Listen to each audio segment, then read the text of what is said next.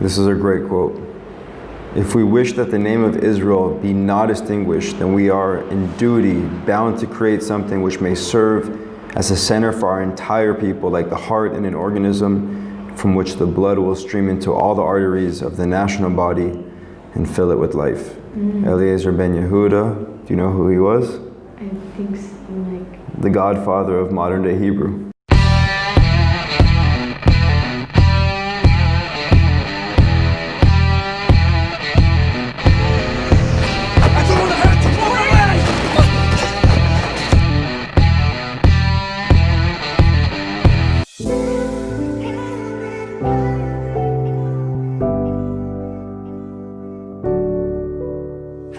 So about a month ago, I decided to write a book, basically an autobiography, going into great detail about my story, both leading up to accidentally moving to Israel in a way, and then what I've discovered about myself and my pride to live in this country, to live in Tel Aviv, to run now an Israeli startup. To me, it was a great opportunity to do two things. One, to combine my journalism background with my evolving story and really the reason why I created IZZY. I think when you look at any great company, any great startup, it all starts with a story. It doesn't start from a place of, I want to be rich, I want to be a millionaire, I want to sell my company for $1 billion. I think the great startups that become great companies start from a person or a group of people that felt and experienced different things in their life that led them to a realization, to a thesis, and they test that realization, they test that thesis to see if it has viable commercial success. In February of this year, of 2020, I understood that entertainment is the best way to bring Israel to the world. People are happy to pay for premium entertainment through streaming, and we put it out there, and we raised several $1,000s in pre-order sales, and that showed us that there is commercial viability here, that people ultimately want great Israeli entertainment, movies, TV shows, documentaries, and are happy to pay a low monthly or yearly subscription for it. But it didn't come from a place of, let's go and make as much money as possible. It came from a place of, we are a group of people that appreciate Israel. Not love Israel, appreciate Israel. Love is something that, as anyone who's been in a relationship knows, kind of fades away over time. But I think the best relationships are the relationships in which you develop true appreciation for the other person, or for whoever or whatever's the other part of the relationship that you're in. And that's what it was for me as the founder, and now for my team around me. It's about appreciating this place, and it's about getting as many people around the world to appreciate this place. And there's no better way to do so than through entertainment. And when it comes to the book, it's really just my way to get as many people around the world to understand the story behind it. Because I think once you read this story and you realize that at a certain point in my life, just before I came here, I was the most unlikely candidate to be in the position I am today. I think you'll be pleasantly surprised, and I hope you can use it in your life as a source of motivation and inspiration to propel you in going after the things that you're most passionate about. It's a great way for us to continue to market Israel. I mean, for us, it's always about putting people at the forefront of everything we do, whether that's actors and actresses, whether that's people like me, whether that's born and bred Israelis that are doing amazing things in the private sector, in the nonprofit sector, in the government sector. Putting a face to the name of Israel is a core part of what we want to do and how we believe you have to market this country, and any country really, today and moving forward. And I think the book is going to do a great job of that.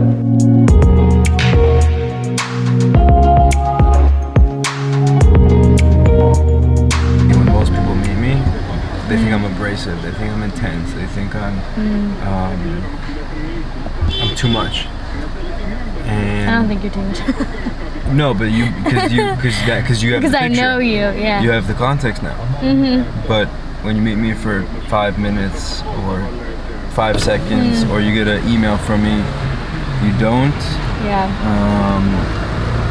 You don't get to see as much as you've seen just in the last few days of shooting. And to me, that's where the magic lies. It's like the more you show, the more people have the context, the more they realize that what you may call intensity or overwhelmingness or certain things that I think some people feel when they get a glimpse of me, it's all just passion. You know what I mean? But it's wrapped in a negative context because sometimes I'm too in your face, sometimes I'm too intense, sometimes I'm too chutzpan, rude.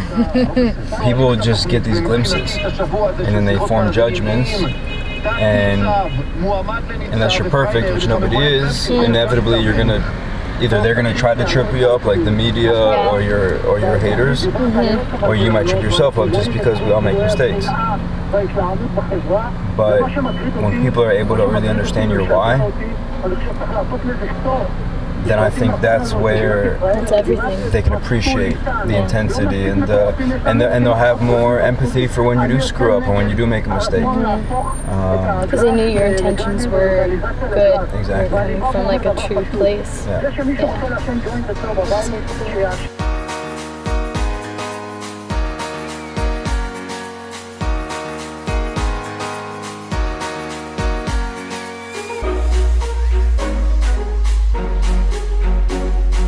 One of the things that I would love for our generation of, for lack of a better word, Zionists to do is to get away from this 1 versus 0 mentality where 1, you come and you make Aliyah and you move to Israel, or 0, you're on the outside looking in from the diaspora.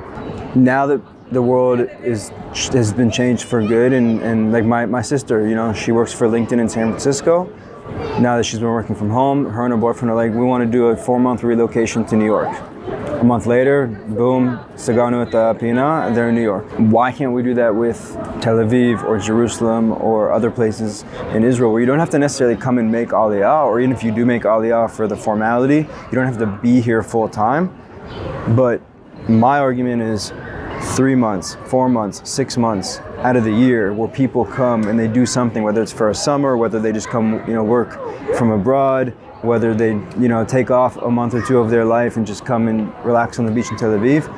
That to me is how we're going to get more people to not be 1 or 0, but to be 0.2, 0.5, 0.7, 0.73. And that's where you're going to get the great influx of talent and the minds that I think will help take this country to the next level. Before that even gets to that stage, there has to be, I think, that something like connector. There has to be that sort of understanding of their own and pride in their own Jewish identity. And, how does Israel fit into this? Does it fit into this? What does Zionism mean? What does being a Jew mean? You look at America, look at Europe. I did a lot in anti-Semitism, for example, and people assume anti-Semitism high, that means good for Aliyah. That's not exactly the case, with some rare exceptions. What I'm finding much more is that instead what people are saying is, you know what, I'm going to be less Jewish. I'm not going to wear my kippah.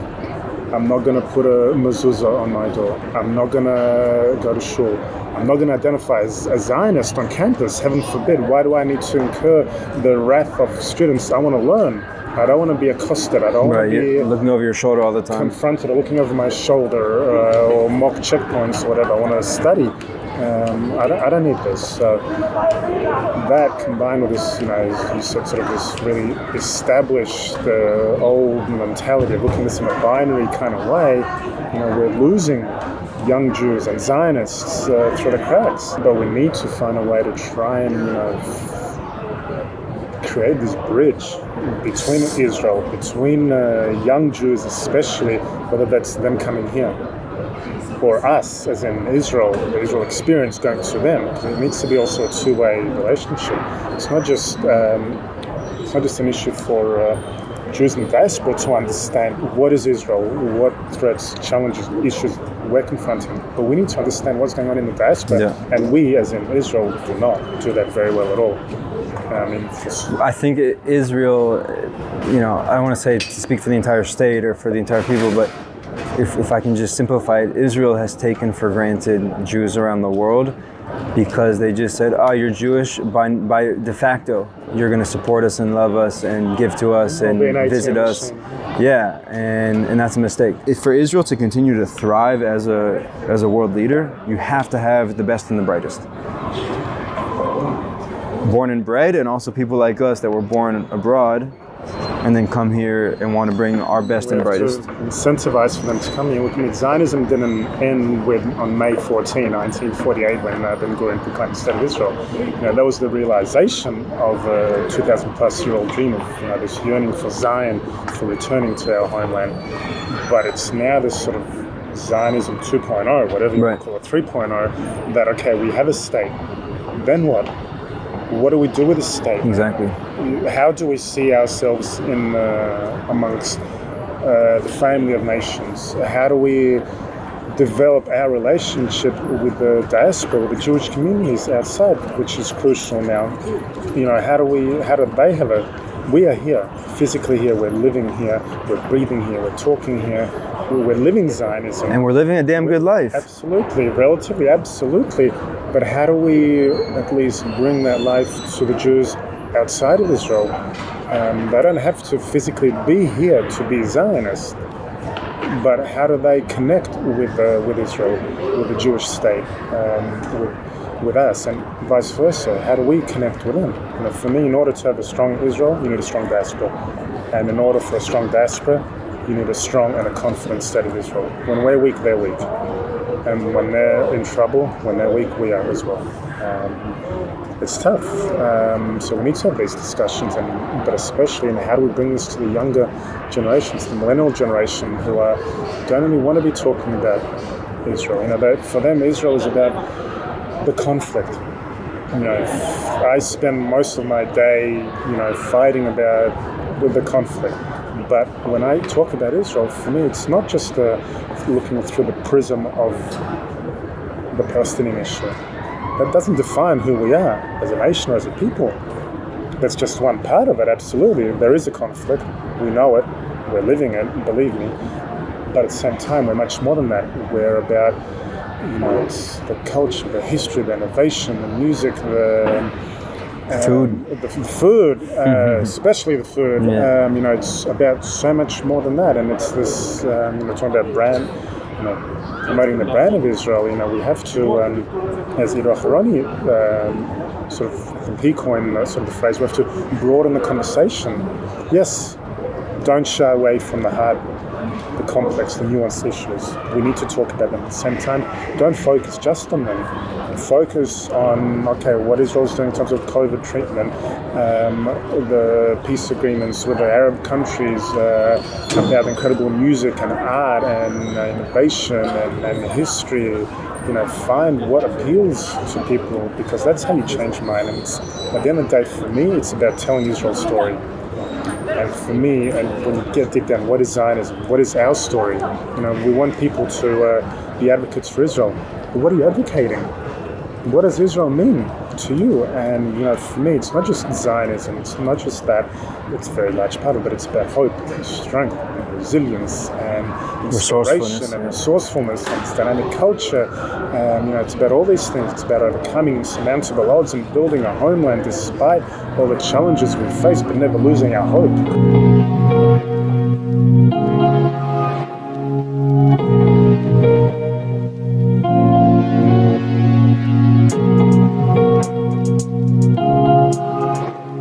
The concept of Zionism, it's kind of an antiquated concept in that, Zionism is about the Jewish people coming back to their sacred homeland. With the return. Right, and we've already returned. Not every Jew around the world has returned, but enough people have returned to create a thriving society and place. Yeah. More people come back every year. People also leave, and that's okay. And so if we've already returned, then the principles that got us to create the state in 1948, to build the state in the 50s, 60s, 70s, and basically until today, those principles are a bit outdated, and we have to refresh those principles, and we have to now think about, okay, the first 70 plus years of Israel was based on these principles. What did the 70 next years look like? And what principles should be guiding us, and how should we be looking at it in modern times, 2020 moving forward, as opposed to, you know, things that go back to the 1920s, 30s, and 40s. And that's why I don't love the word Zionism, even though I am a Zionist by definition, but the word needs to be refreshed. And because it pertains to the old values, not the new. Yeah. Cool. I don't want people to love Israel. Like, I don't love Germany, but I don't hate Germany. I don't love Japan, but I don't hate Japan. Yeah. But I appreciate. You're neutral about it. No, it's not about being neutral. It's about, there's a difference between loving and appreciating. And I learned this in my own personal relationships. Loving somebody happens in the beginning because you don't see the full picture and you only choose to see the things that are good. Those things wear off, and then you see the bad things, and then you see the ugly things, and then you see the things that you either ignored or were not exposed to or chose not to be exposed to in the beginning. And that's the critical point in any relationship, is now you know the full picture, the good, the bad, and the ugly. So now that you know the full picture, where do you go from there? Do you go in a different direction and leave that relationship? Or do you learn to appreciate the full package, understanding that with the good comes with the bad comes with the ugly, and the ugly comes with the good? And that's what I learned about Israel. For the first 2 or 3 years that I lived here, rose-colored glasses. Israel can do no wrong. Israel's perfect. Then, as I write in the book, I read a few books, started talking to some people, started asking the hard questions, started researching. And that's when I understood that there's a lot more complexities than I was exposed to for the first 2 years. There's a lot of murkiness and things that are, you know, not happy and fun and, you know, roses and rainbows. And you go almost like the opposite. You go from like such a high place of love to such like a place of, whether it's frustration, disappointment, like whatever it is. And then the idea is to get to the middle, where it's not a love or a hate, it's an appreciation. And that's when I said, okay, why do we keep telling people to be pro-Israel? Why do we keep trying to cultivate these like Israel lovers around the world? Like, this is not about love, this is about appreciation. So that's the thing. And then when you get to a place of appreciation, then you learn to take the good with the bad. And so if you're somebody abroad that now appreciates Israel, and then you see something on the news, whether it's something that's justified or not, that is not one of Israel's bright spots, you can separate those things, and you can say, you know what, Israel's not a perfect country, there is no perfect country, and maybe this specific thing that I'm reading in the newspaper or seeing on the news I don't agree with. Maybe it's a policy, maybe it's an action, maybe it's a conflict. I don't agree with it, but that doesn't necessarily influence my appreciation for the country. And I don't believe that the world is there yet. They're there with America, they're there with many other countries in the world. They're not there with Israel. They put Israel in this small, you know, ball, and its government, its politics, and its Tel Aviv, and its Jerusalem, and its religion, and its innovation, but it's all together. And it's all looked at through the same prism. And what I'm saying is, let's have two separate prisms. Let's have a prism for how you look at the Israeli government, Israeli policies, the IDF, certain things that you may or may not agree with. Conflict. Yeah. And then let's have a separate prism, which is more about Israeli culture and history and the amazing people of this country and what they do, not just for this country, but for the world. Tikkun Olam. Okay. And let's separate those two in everyone's minds.